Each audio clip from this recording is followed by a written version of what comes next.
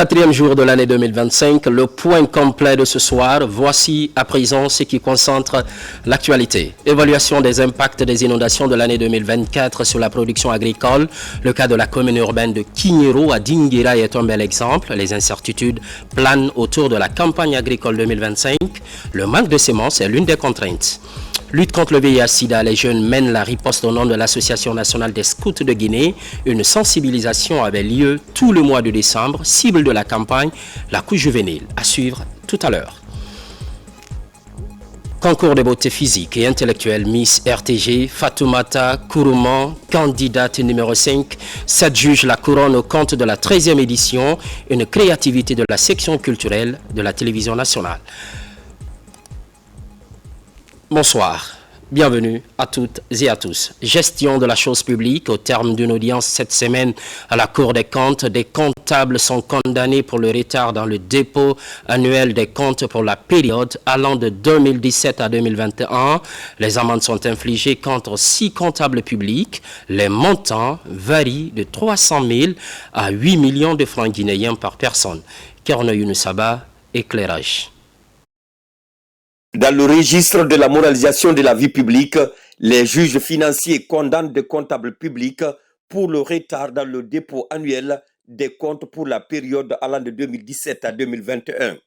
À la Cour des comptes, l'audience de la Chambre des comptes de l'État a donc infligé des amendes contre ces derniers. Les montants varient de 300 000 à 8 millions de francs guinéens. Ils sont 6 comptables à être condamnés à des montants variables. Sont tous des comptables principaux de l'État. C'est le trésorier régional de Mamoun, de Kankan, de Zérékoré, le payeur général du Trésor, le receveur, le trésorier régional de Conakry, les 2 receveurs centraux du Trésor. Là, parce que vous pouvez avoir un compte, un poste comptable où 2 comptables se sont succédés. Donc chacun selon la tranche de temps, la période de temps qu'il a géré, il est redevable de la reddition du compte pour cette période-là. Au visa de les comptables ont l'obligation de présenter leur compte de l'exercice de chaque année avant le 30 juin de l'année suivante. À date, plus d'une centaine de comptables sont visés pour non-respect des délais pour la reddition des comptes. Il y a près de 150 personnes au bout qui vont être concernées qui sont concernées par cette procédure d'amende, c'est-à-dire des comptables principaux de l'État. Que ce soit au niveau des collectivités, au niveau de l'État, des régions ou au niveau central du Trésor, des comptables des EPA. Et Dieu sait qu'ils sont nombreux. Mais quand même, grâce à cette procédure d'amende, désormais les comptes de gestion arrivent plus régulièrement, ils arrivent massivement, notamment les comptes des collectivités locales qui sont très nombreux. Au terme des audiences, des amendes seront infligées aux comptables reconnus coupables, des amendes qui seront versées dans un compte domicilié au Trésor public. Ces mesures visent à promouvoir la bonne gouvernance dans la gestion des biens publics. Au même moment, tenu des audiences foraines, le processus devra déboucher sur la délivrance des actes de naissance. Cela passe aussi par la sensibilisation et la mobilisation sociale. Une vaste campagne est enclenchée sur initiative de la société civile, comme la Coalition nationale de Guinée pour les droits et la citoyenneté des femmes. Amadou Touré. Pour la mobilisation sociale en faveur des audiences foraines de délivrance des jugements supplétifs faisant office d'acte de naissance, le ministère de l'administration du territoire et de la décentralisation fait recours aux organisations de la société civile. C'est le cas de la Coalition nationale de Guinée pour les droits et la citoyenneté des femmes à travers l'organisation de cette conférence d'information, de sensibilisation et de mobilisation sociale. Au courant de cette année électorale 2025, nous devons réaliser les actions de sensibilisation, d'information, d'éducation civique relatives aux 5 étapes du processus qui sont: premièrement, il y a les audiences foraines qui sont en cours, l'enrôlement, la vérification des cartes d'électeurs, la distribution des cartes d'électeurs et le scrutin référendaire. Le département de l'administration du territoire et de la décentralisation, représenté par la direction des affaires politiques et de l'administration électorale, a passé des messages de sensibilisation et de mobilisation autour de la délivrance des jugements supplétifs qui représentent une étape importante dans le processus d'enrôlement biométrique. Nous avons décidé de signer des conventions avec les plateformes de la société civile. Et la CONAC-DCF couvre la commune de Matoto, C'était une journée de grande mobilisation sociale avec l'ensemble des présidents des conseils de quartier, des citoyens, de la jeunesse et aussi le bureau des sages et des femmes auxquels il fallait passer des messages pour que nous puissions continuer à mobiliser nos parents qui n'ont pas d'acte, nos jeunes frères. Suite à cette opération, les agents désignés à cet effet seront déployés dans les communes de Matoto, Tombolia, Sanoya et Manéa au compte de la CONAC-DCF pour la poursuite des activités de sensibilisation et d'éducation civique en faveur des audiences foraines. Évaluation des impacts des inondations de l'année 2024 sur la production agricole. Je vous le disais un peu plus haut, le cas de la commune urbaine de Kignero à Dinguiraye est un bel exemple. Les incertitudes planent autour de la campagne agricole 2025. Principale inquiétude, le manque de semences, une contrainte à surmonter afin d'aider les producteurs. Fodi Camara, spécialiste maison. Récolte détruite, bétail noyé. L'année 2024 a été marquée par une recrudescence des inondations et des submersions marines qui ont affecté toute la sous-région. En Guinée, l'une des illustrations de ce phénomène est le district de Kignero, l'un des greniers de la préfecture de Dinguiraye. Un grenier où des centaines d'hectares de riz ont été détruits lors de la campagne agricole 2024. Cette année, on ne peut pas estimer les pertes de Kignero. Parce que selon le conseil agricole qui est sur le terrain, l'évaluation des pertes s'élève à plus de 800 hectares emblavés dans le district de Kignero. Comme l'attestent ces images de fin novembre 2024, les dégâts des inondations ont affecté le chiffre d'affaires des champions agropastoraux. Des champions accompagnés par les services techniques du ministère de l'Agriculture et de l'Élevage pour la mécanisation et la maîtrise de l'itinéraire technique. Des appuis qui se sont soldés par des résultats peu reluisants à cause des inondations. Au début, après les chimies, on voyait les plantes s'élever très bien. Mais du jour au lendemain, on a vu que l'inondation est venue à une forte vitesse et a envahi tout le sang en un mot. Heureusement que j'ai été nommé comme le jeune champion de la préfecture de Dinguiraye. Et l'État nous a fait un accompagnement de matériel tel que le moissonneuse-batteuse et un tracteur. C'est ce qui nous a permis aujourd'hui d'aller au-delà des 150. Aujourd'hui, nous nous retrouvons dans les 230 hectares. Face aux effets des changements climatiques, le calendrier agricole est complètement perturbé à Kignero. Au moment où les cultures en ont besoin, il n'y a pas eu suffisamment de pluie. Au moment où on n'a pas besoin trop de pluie, c'est en ce moment-là qu'il y a eu forte pluie, ce qui a causé des inondations et les inondations ont engendré des pertes dans les champs. La quasi-totalité, les 90% des superficies emblavées ici sont parties dans l'inondation.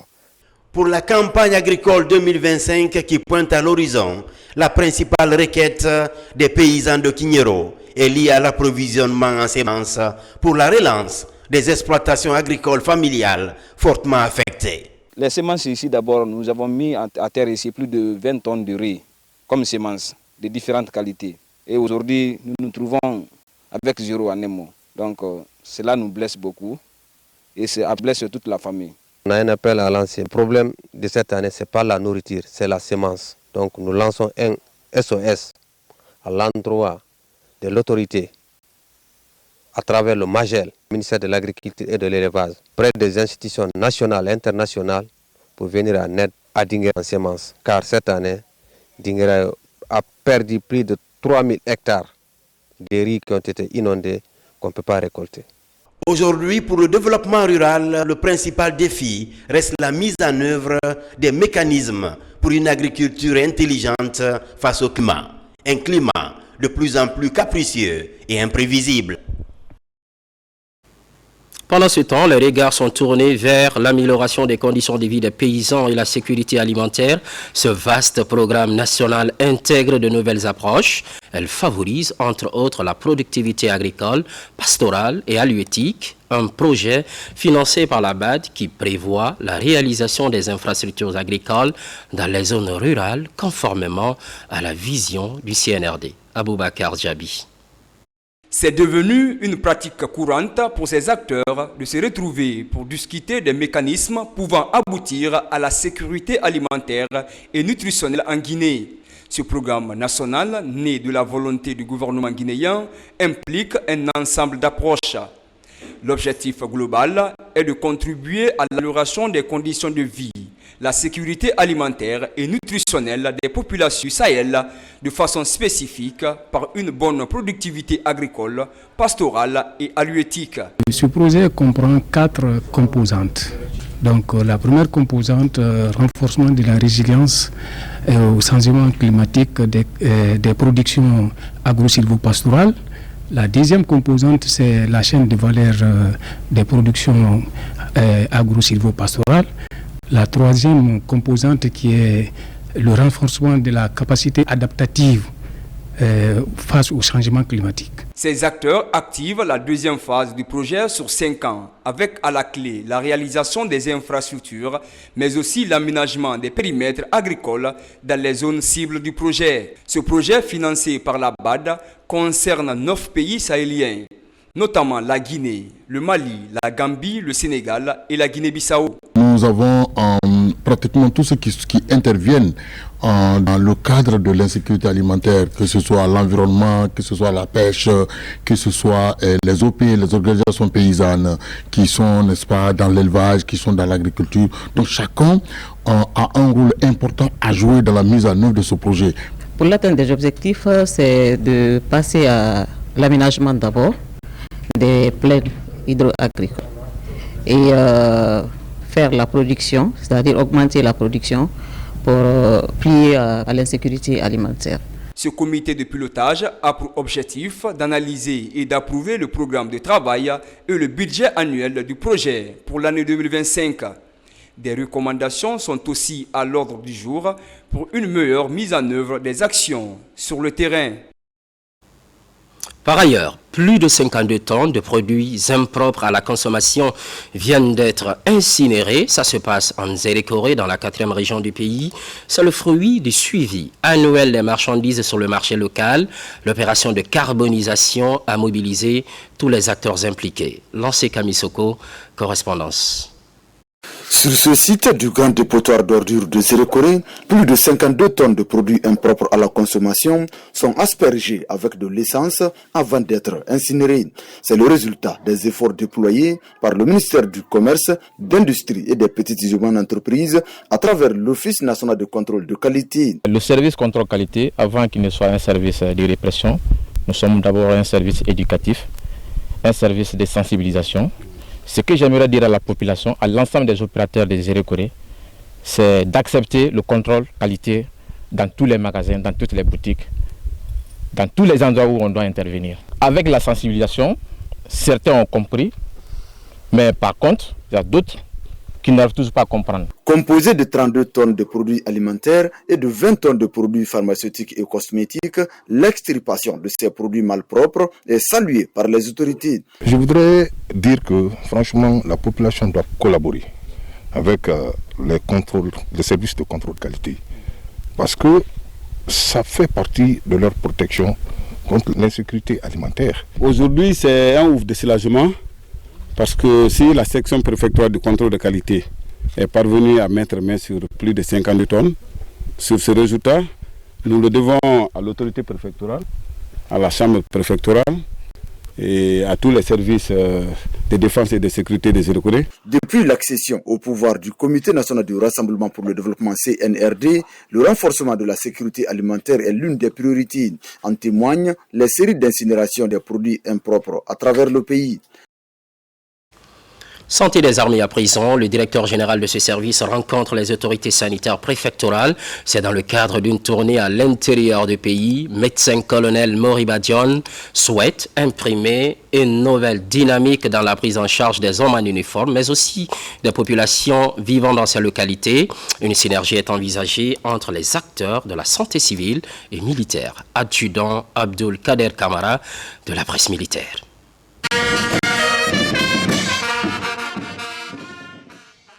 En marge de sa visite de terrain dans les structures sanitaires militaires de l'arrière-pays, le directeur général du service de santé des armées s'est entretenu avec les acteurs de la santé publique des préfectures sillonnées. Objectif, renforcer la synergie d'action entre les structures sanitaires militaires et civiles afin d'offrir aux populations des soins de qualité. L'initiative témoigne de la volonté des forces armées guinéennes de se rapprocher davantage de son peuple et de contribuer au bien-être de tous. La majorité de nos consultations est dominée par la population civile. Cela est dû à la confiance qu'ils portent aux structures sanitaires militaires. Ils pensent qu'il y a du sérieux et quand ils viennent, ils trouvent une solution à leurs problèmes. Les autorités sanitaires des localités visitées saluent la volonté manifeste de la Direction générale du service de santé des armées d'entretenir une collaboration avec les structures sanitaires civiles. Cette visite vient témoigner les relations d'amitié qui existent entre vraiment l'infanterie militaire et la direction préfectorale de la santé de Massanta.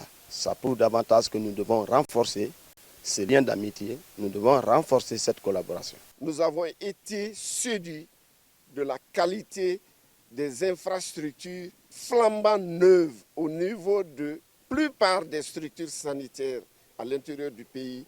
Nous avons profité d'apprécier le niveau de prise en charge de nos représentants dans ces structures sanitaires déconcentrées. Ça nous a également permis d'aller rendre visite aux structures sanitaires civiles qui se trouvent dans les localités visitées, confier davantage les forces de défense et sécurité à ces structures sanitaires. Au-delà des enjeux stratégiques, cette sortie terrain du premier responsable du service de santé des armées témoigne de l'engagement des acteurs civils et militaires d'œuvrer ensemble pour le bien-être des populations. Une belle illustration du renforcement du lien armée-nation. Santé toujours, lutte contre le VIH-Sida, les jeunes mènent la riposte au nom de l'Association nationale des scouts de Guinée. Une sensibilisation avait lieu tout le mois de décembre. Cible de cette campagne, la couche juvénile invitée à se faire dépister. Moussa Kouyaté, éclairage. Le scoutisme est un mouvement de jeunes axé sur les valeurs de solidarité, de l'entraide, du respect et qui contribue à l'éducation citoyenne. Ce mouvement de jeunes s'implique donc dans la lutte contre le VIH-Sida. Le scoutisme, la cible privilégiée, ce sont les jeunes, les adolescents. Alors, quand on prend la prévalence du VIH-Sida, les jeunes occupent une place importante. C'est pourquoi chaque fin d'année, au mois de décembre, en partenariat avec le Comité national de lutte contre le VIH-Sida, on organise des activités. Et aujourd'hui, c'est la clôture, bien sûr. On a commencé depuis le 1er décembre. On a recyclé le chef d'unité sur le VIH pour qu'ils puissent sensibiliser les collègues pendant leurs répétitions sur la prévention et la prise en charge du sida. Selon les statistiques, plus de 128 000 personnes vivent actuellement avec le VIH-Sida en Guinée. Les femmes représentent 52% des adultes atteints de cette maladie. Et l'engagement de ce mouvement de jeunesse peut contribuer à freiner sa propagation. Le jeune qui s'implique dans la lutte contre le sida, et dont nous savons que le sida reste une pandémie du siècle. C'est un fléau que tout le monde doit combattre. C'est une très bonne chose pour la jeunesse guinéenne, afin que nous puissions, en tant que scouts, en tant qu'acteurs de sensibilisation, en tant qu'acteurs de développement, nous puissions réunir la jeunesse pour pouvoir les sensibiliser sur l'importance de lutte contre le sida. Mais surtout, comment éviter cette maladie qui est en train aujourd'hui de ravager le monde entier. Après un mois d'activité basée sur la sensibilisation contre le VIH-Sida, des satisfactions ont été décernées à certains acteurs pour leur engagement conformément aux règles et principes établis. Et pour prévenir les maladies, opération coup de balai au quartier, Coranti et dans d'autres espaces publics, ce week-end à la faveur de la journée d'assainissement instaurée par le gouvernement. Sur place, les activités sont pilotées par les responsables du quartier, citoyens et autorités locales. Moussa Bangoura nous fait le point. La bataille contre l'insalubrité est enclenchée à Coranti, commune de Kaloum. En cette journée d'assainissement, autorités locales et citoyens unissent leurs efforts pour assainir leur quartier. Les points noirs, les artères principales et les caniveaux ont été tous débarrassés des ordures. J'ai initié avec l'équipe de conseil de quartier de Corontiens et tous les jeunes des différents secteurs de Corontiens pour assainir notre quartier corontien. L'idée est de lutter contre les maladies liées à l'insalubrité. En plus des différents ménages, lieux publics étaient aussi dans le viseur de l'équipe d'assainissement. La propriété, c'est la santé. Tout le quartier est sorti, dans tous les secteurs, les gens sont en train de balayer. Nous sommes devant la grande mosquée de Coronti pour aussi balayer ici, parce que c'est ici nous prions. C'est une action qui va continuer parce que nous sommes derrière notre président. Nous l'avons vu en train de balayer. Nous aussi, nous allons balayer, nous allons rendre notre quartier corontin propre. C'est les citoyens qui donnent l'exemple aux autorités. Il faut les soutenir. C'est pour dire que nous sommes de leur côté. C'est le maire qui a décidé. Il dit il faut l'assainissement. Regardez ici. Tout est propre. Il faut rendre la ville. Quand on va au Rwanda, c'est très propre. Pour ce premier coup de balai, ces opérations d'assainissement ont touché la devanture de la maison centrale, sans oublier le centre mère et enfants Bernard Kouchner, la mosquée centrale de Coronti et le gouvernorat de Conakry. On met le cap sur Kindia, rencontre des acteurs évoluant dans le financement des collectivités locales. Il est essentiellement question d'examiner le guide méthodologique d'élaboration et de mise en œuvre d'un plan de développement local. La troisième génération de ce nouveau processus intègre les dimensions genre, inclusion sociale et changement climatique. Falilou Diallo, Fanala Baya Kamara. C'est le conclave qui vient mettre en application le guide méthodologique d'élaboration et de mise en œuvre d'un plan de développement local. Et la troisième génération va couronner cette rencontre de Kindia. Ce guide prend en compte d'autres thématiques assez justement pertinentes, dont la résilience climatique, l'inclusion sociale et tous les risques liés justement à ces domaines. Donc ici, nous allons non seulement revenir sur les outils, que toutes les équipes de supervision et les formateurs soient alignés sur la même compréhension et ensuite constituer les équipes. Nous disons en quelque sorte que tout le processus d'accélération un peu du développement local qui est en cours actuellement en République de Guinée va être garanti par la mise en œuvre de ce processus d'élaboration des PDL. Le ministère de l'administration du territoire et de la décentralisation pilote le processus à travers l'Agence nationale de financement des collectivités. L'idée d'impliquer tous les acteurs et amener les communes à assurer leur mission de maître d'ouvrage. L'évaluation financière, la mobilisation des ressources et le suivi des opérations sont également examinés. À date, pratiquement tous les PDL de différentes collectivités sont arrivés aujourd'hui à échéance, puisqu'il ne doit y avoir aucun investissement dans une collectivité si cet investissement n'est pas inscrit dans un plan de développement local. Ainsi, toutes les interventions seront harmonisées, des opérations de supervision effectuées pour une période de 6 mois. Et le plan de développement local des différentes communes est évalué pour une meilleure intégration du genre de l'inclusion sociale et du changement climatique. Entre le Crédit Rural et le système éducatif, le partenariat se renforce à Kankan et Mandjana. L'institution récompense les meilleurs élèves, enseignants et établissements. Ils sont soutenus à travers leurs performances lors des derniers examens nationaux. Plusieurs kits sont partagés afin d'inciter les parents à la scolarisation des enfants. Djamokaba. Dans la commune urbaine de Kankan, l'excellence éducative est mise à l'honneur grâce à une initiative innovante du Crédit Rural de Guinée. Cet engagement envers l'éducation se manifeste par la mise en place d'un programme de récompense destiné aux établissements scolaires qui se sont distingués lors des examens. Ces écoles méritantes sont célébrées par cette remise officielle de kits scolaires, des ordinateurs et outils essentiels pour faciliter l'apprentissage. Déjà, le but de cette cérémonie, c'était de récompenser les meilleurs enseignants. Depuis le début de cette tournée, nous disons qu'il est important de magnifier ces hommes et ces femmes-là qui chaque jour travaillent à produire des élèves de qualité.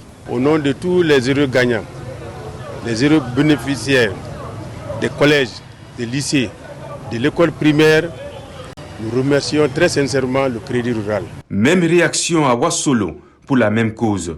Le même geste est réitéré pour encourager l'éducation des enfants. C'est pour aussi chercher à promouvoir le partenariat entre l'éducation de Mandiana et tout le Crédit rural de Guinée, notamment par le biais des enseignants, dans le cadre du virement de leur salaire. Si on a aujourd'hui des cadeaux pour accompagner l'enseignant, pour accompagner l'élève, c'est pour encore davantage accompagner le peuple de Guinée, parce que ces élèves-là seront les fonctionnaires de demain. Autre moment fort de ce rendez-vous de reconnaissance, exposer les grandes ambitions du Crédit rural, un mécénat qui vient appuyer le corps enseignant. De belles offres sont prévues pour embellir les relations. Ces bonnes volontés unissent leurs forces pour bâtir un avenir meilleur pour les jeunes générations.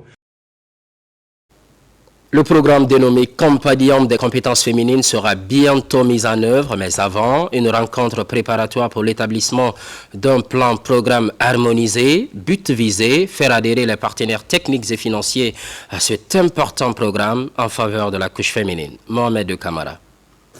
Il y a 15 mois, la Guinée lançait le Compendium des compétences féminines de Guinée Kokofgi, un outil qui mettra en lumière dans les jours à venir les compétences féminines en République de Guinée. Pour sa mise en œuvre, ce programme en faveur de la Guinéenne connaît cette rencontre de co-écriture du plan-programme. Les différents participants ont joué le jeu.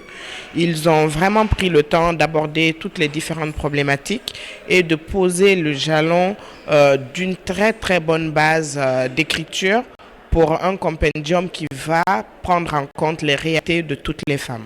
Cet outil d'aide à la prise de décision a présenté en début janvier. Déjà, les partenaires s'engagent à accompagner le gouvernement autour de ce programme. Au niveau du programme des Nations Unies pour le développement, nous restons engagés à ses côtés et aux côtés du gouvernement guinéen pour continuer la bataille, pour continuer la démarche que nous avons, qu'elle a initiée, de promotion des femmes et d'inclusion des groupes vulnérables. Lors de la prise de parole de M. le Président de la République le 2 octobre, il n'a parlé que de ça, de la promotion des femmes. C'est le moment pour nous, vraiment, de leur donner des outils, pour ne plus qu'il y ait des arguments, pour ne plus qu'il y ait des alibis, pour ne pas nous mettre où on doit être. Je voudrais vraiment remercier tous les participants. Parce que je vois qu'on a été accompagnés.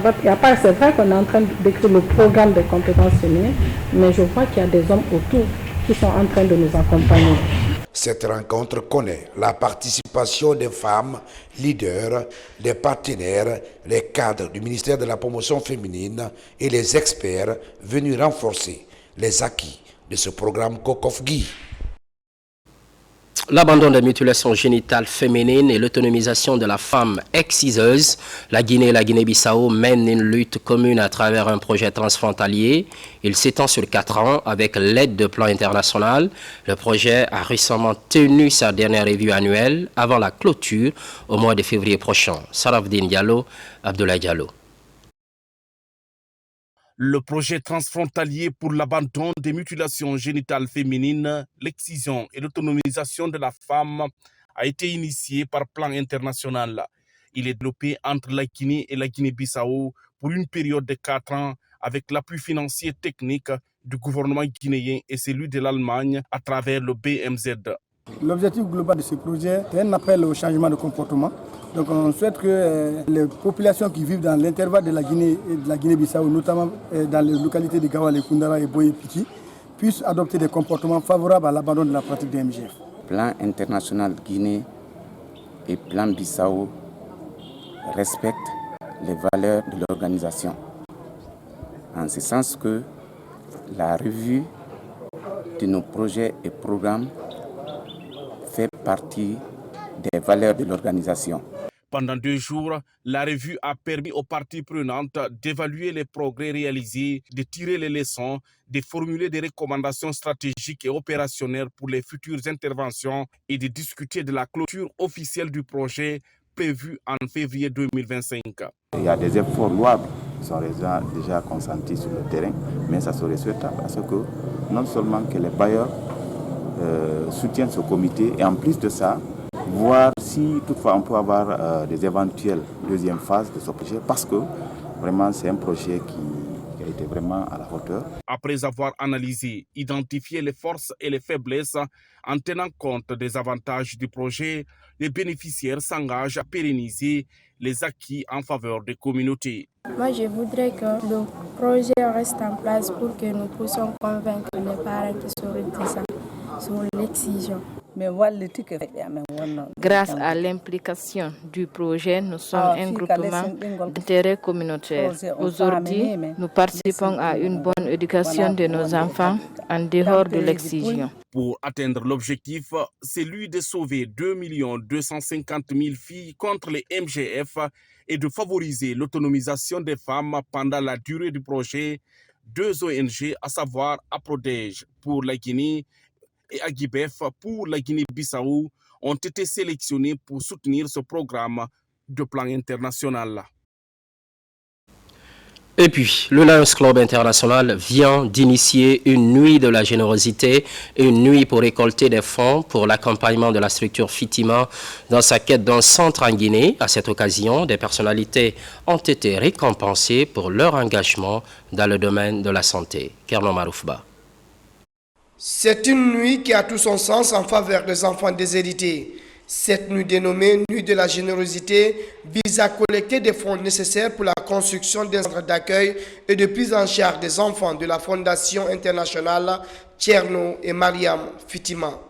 L'initiative est du Lions Club International, organisation humanitaire présente dans le pays depuis plusieurs années. La Fondation Thierno et Mariam, de notre grande sœur, de notre maman, Awa Dramé.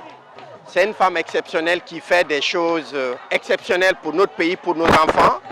Donc tous les montants collectés ici, nous allons vraiment remettre à cette fondation pour l'accompagner pour la réalisation de ces projets. Sachant que pour le projet global, le montant total est de $1 million et que nous nous sommes dit que le plus simple, c'est de faire les choses par étapes. Et qu'aujourd'hui, notre premier objectif, c'est de pouvoir construire sur le terrain que l'État guinéen va mettre à notre disposition. À cette nuit de collecte de fonds, des personnalités qui œuvrent pour la promotion de la santé ont été distinguées. Ici, le prix Melvin Jones, distinction la plus honorifique du Lions Club, est décerné au président de la République, le général d'armée Mamadi Doumbouya. Le ministre de la Santé est aussi honoré pour son engagement dans la promotion de la santé en Guinée. L'héritage est lourd. Ce n'est pas évident de le changer positivement ou de l'améliorer comme si on avait une baguette magique.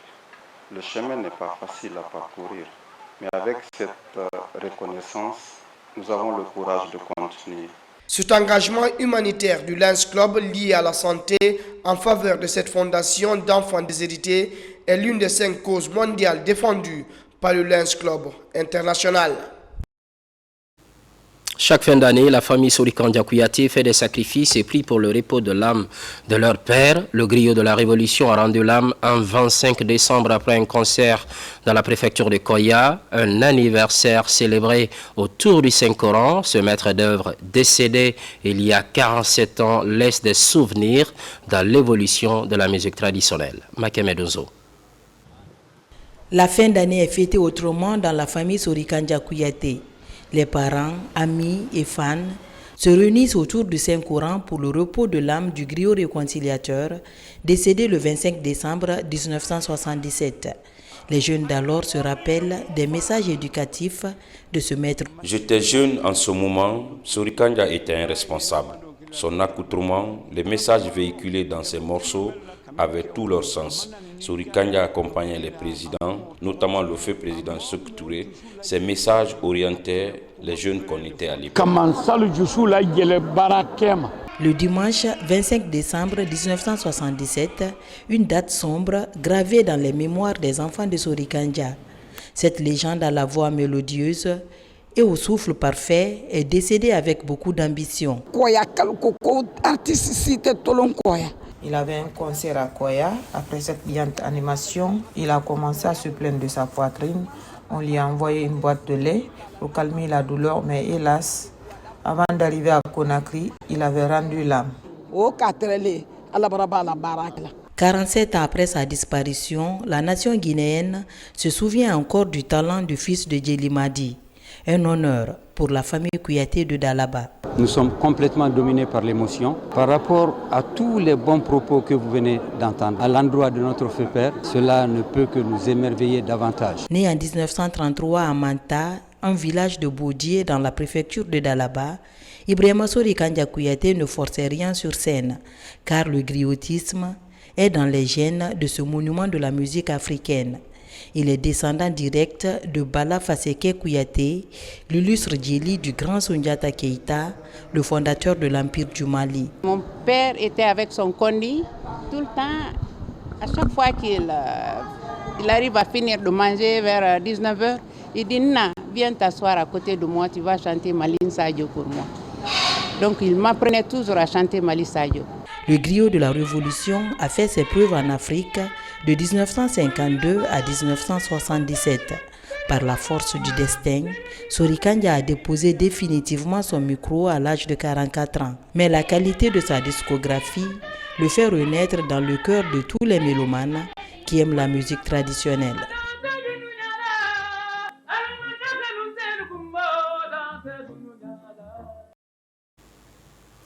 Reconnaissance des actions du chef de l'État, les populations de Eremakono dans la commune de Matam l'ont exprimé. Cela fait suite à la construction de la maison des jeunes et de la mosquée centrale. Des prières et bénédictions sont formulées pour la réussite de la transition. Aboubakar Junior Camara était sur place. Le quartier Mokono est à cheval entre Bonfi et Makia Touré dans la commune de Matam. Ici, toutes les infrastructures de développement manquaient jusqu'à l'avènement du CNRD le 5 septembre 2021. Aujourd'hui, le quartier bénéficie de la générosité du chef de l'État, le général Mamadi Doumbouya. Des infrastructures de culte et la maison des jeunes sont offertes à cette municipalité. Pour exprimer leur reconnaissance au chef de l'État, une lecture du Saint-Coran est organisée pour la paix et l'unité en Guinée et surtout la réussite de la transition. Des prières seront formulées pour la paix en Guinée, pour la santé et la longévité du chef de l'État, le général d'armée Mamadi Doumbouya. Nous implorons l'Éternel pour la réussite de la transition. Que Dieu bénisse la Guinée et les Guinéens. Cette lecture du Coran s'installe de la reconnaissance de l'effort que le président de la République a bien formulé pour notre quartier. Nous sommes de cœur avec lui. L'espoir renaît chez la jeunesse guinéenne avec le CNRD selon les opportunités d'emploi. Cette transition est une réussite et il faut qu'on encadre cette réussite aujourd'hui. C'est pourquoi le mouvement SOMAD aujourd'hui est vraiment sorti de sa case thoracique pour entourer, pour montrer les œuvres que le président est en train de mettre en place aujourd'hui. Si Sékou Touré est le champion de l'indépendance, Lansana Conté le champion de la démocratie, tous les Guinéens doivent se donner la main pour faire du général Mamadi Doumbouya le champion de l'emploi, comme le fait si bien M. Kondé Kaba. Nous les femmes, nous sommes vraiment déterminées à faire une mobilisation vraiment digne de nom pour accompagner notre président, le général Mamadi Doumbouya, avec ses actions qu'il a commencées et accompagner vraiment notre parrain pour ses initiatives. Dans les perspectives de ce mouvement, l'assainissement, la lutte contre la violence faite aux femmes et leur autonomisation financière sont inscrits en première ligne. Toujours à Matam, la même initiative s'est poursuivie à la mosquée centrale. Elle est organisée par le collectif des enseignants de Guinée en synergie avec l'union des leaders religieux. Un seul objectif, la consolidation de la cohésion sociale. Mikini Moussa Kamara, Nomoso Diakité. Un moment d'intense prière à la mosquée centrale de Matam.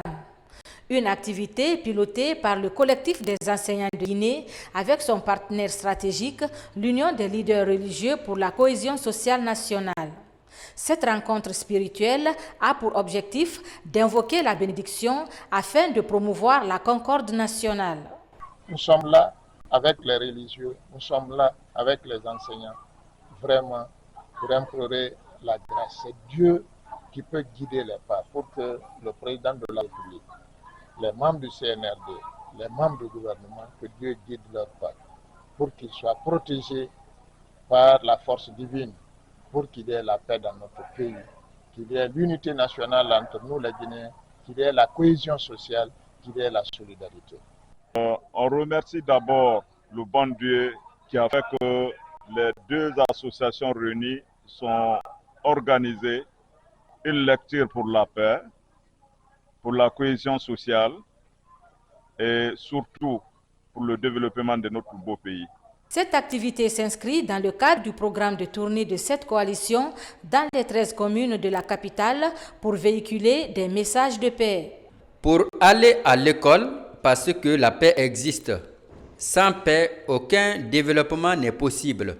Nous prions pour le renforcement du tissu social en Guinée. La prière pèse beaucoup dans la balance pour faire évoluer les mentalités.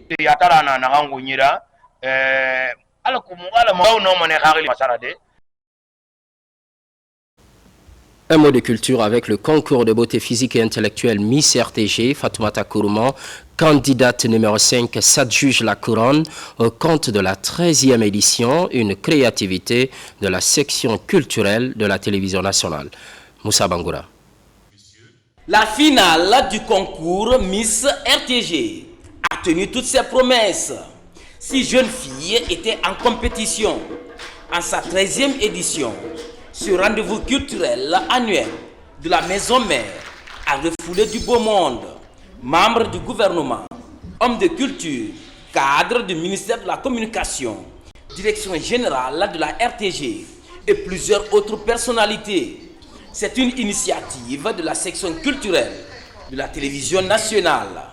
Ce soir, nous célébrons une autre facette de notre mission, l'épanouissement de la jeune fille guinéenne. Le concours Miss RTG, qui est à sa 13e édition, ce concours n'est pas qu'une simple compétition de beauté. C'est une plateforme qui vise à rapprocher davantage la RTG du peuple, à inspirer confiance et ambition chez les jeunes filles et les former et à leur donner les moyens de réaliser leurs rêves.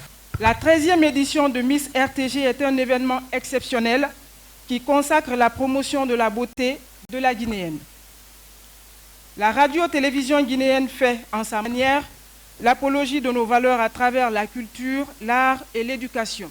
Depuis le 5 septembre 2021, le CNRD, sous la conduite éclairée de son Excellence, le général Mamadi Doumbouya, président de la République, n'a ménagé aucun effort pour qu'il fasse bon vivre en Guinée, notre paradis, terre de richesse et d'innovation.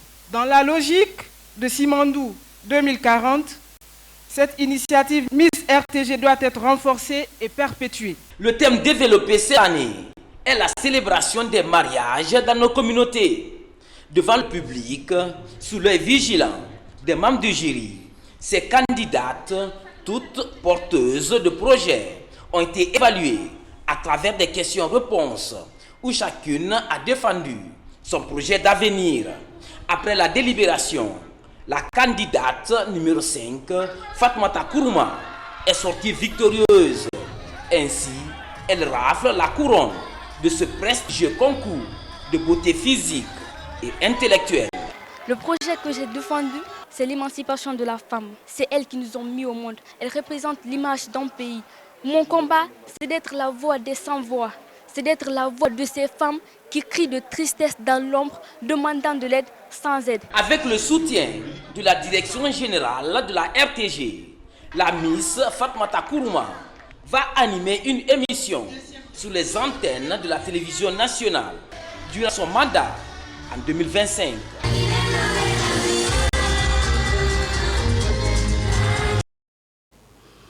Nouvelle année, nouveau défi également pour mieux aborder l'actualité de la Guinée, notre paradis, terre de richesse et d'innovation.